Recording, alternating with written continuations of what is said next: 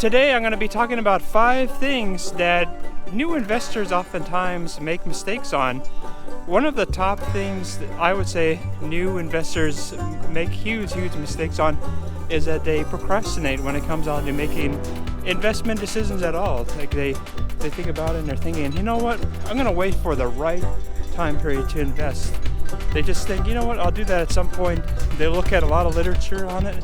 They look at charts. They look at a lot of different companies. They go into forums. They talk to people. They talk to their friends about what they should do. And the more they think about it, the more they think, you know what, I should wait to the perfect time that I feel psychologically ready to invest. And so they will oftentimes wait. And that is a big problem, because the waiting is still a form of losing when it comes down to investing, because they're still losing to inflation every single year. So not making a choice to invest is actually an investment decision too. When you invest in the US dollar, you should think of it as almost like a slow churning Bitcoin that loses money, but it loses money slowly. So you see it all the time when you go to the supermarket or the gas station. The price goes up over time, so you are still losing. And number 2, I would say oftentimes the biggest problem that people have with regard to investing is they make it a lot more complicated than it should be. Basically, whether you use Fidelity, use Vanguard, or E-Trade, or Charles Schwab, it really is the same thing. Nowadays, they charge you $0 for commission, so you shouldn't spend a lot of time thinking about which brokerage to use. When you are investing, whether you buy a stock or ETF, no matter which brokerage you have, if it goes up your investment goes up 1%, it does it in whatever account you have. So you shouldn't spend too much time on the question of which brokerage service should I use, because that really is not the most fundamental question. The most fundamental question is to start the process of investing, which requires the right mindset. Number 3, I would say another thing that new investors make mistakes on is that they're extremely impatient, or they're not really motivated by the right principles. If you look on the internet, a lot of the new investors, some of them get a kick almost like a form of gambling.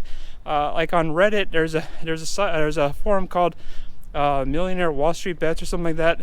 And a lot of these people, they're new investors, but they're doing the craziest thing, like buying options, which is true that they can make a lot of money, but oftentimes there's a very, very short-term gains that they're getting, and oftentimes a lot of them will lose a lot of money too. So you shouldn't think of it as a form of gambling. That is the wrong mindset. You should actually, if you're interested in investing, you need to actually have more of a patient mindset, because it is something that rewards you long term. In the short term, not necessarily, but of course that's boring to a lot of people. They want their excitement, they want it to be more like gambling, and as a result, I think that a lot of people are set up for big time losses as a result. So I would say the third biggest problem that people have is that they really are thinking of it too much like a form of gambling. That's the big mistake. Number 4, I would say that people oftentimes have a all-in or all-out mindset when it comes down to investing, and I think that's actually something that a lot of people, that's one reason why a lot of people don't invest to begin with. They think, okay, if I don't put all of my money into stock market all at one time, then I don't put anything in. Well, that's the wrong mindset, because by being that risk averse, by being that afraid, you're never going to get started like that. So that's kind of one reason why a lot of people advocate putting money in over a slow period of time, because it kind of reduces the volatility that way. If you're putting in $100 or $500 a month, at least you have a set amount you're putting in, and you're buying a different amount of securities every month. And of course, some people don't find that as exciting, but in a way, it actually reduces the chance that you're going to get too scared. If you put it all in and the stock market drops 10%, you're probably going to get a lot more scared if you had kind of a plan to maybe add it in over a year or over 6 months So I think that going all in oftentimes is one reason why people do lose money, because I've seen friends do that. They go all in, things drop, they get scared, they put all the money out, and that's really not the right mindset to have. And number 5, the most important thing about investing is just having the right mindset. By actually investing at all, you are way ahead of everybody out there, because think about all the people you know who are wasting their money on all kinds of things, frivolous luxuries, worthless shoes that just have a swoosh mark on it, or all kinds of other junk.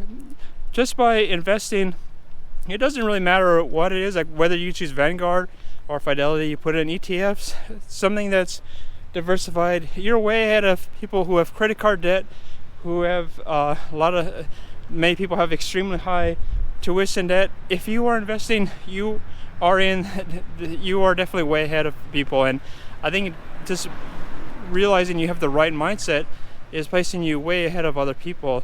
And so you don't have to worry as much about whether you're necessarily in the perfect investment. As long as you are invested, you over the long run, you are doing way better than most people. So that's it for today. It's a very simple video just for beginners, and I'm trying to encourage people to think about the long term. So definitely subscribe, hit the like button, and I'll talk to you in another video.